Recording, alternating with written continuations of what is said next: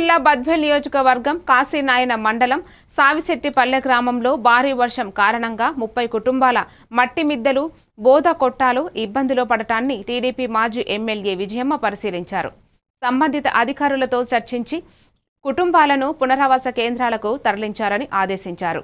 బాధితులకు దుప్పట్లు, బిస్కెట్లు, నీటి బాటిళ్లు అందజేశారు.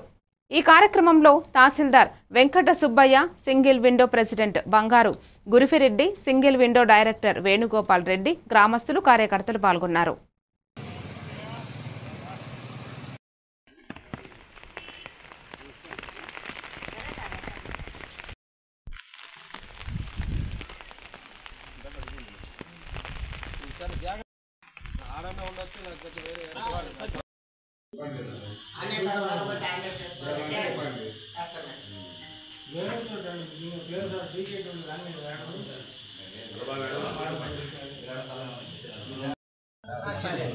మీరు ఉండండి, వర్షం అయిపోయి మళ్ళీ ఏదన్నా ఇబ్బంది లేకుండా ఉండండి. ఈ లోపల నేను కూడా అధికారులతో మాట్లాడి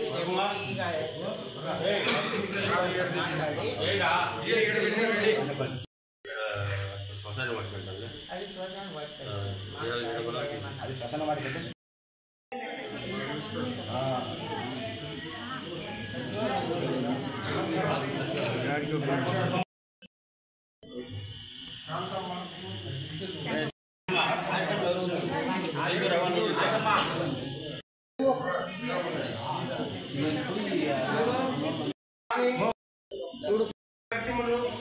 నరసింహ శాసన సుమలత తీసుకోవాలి.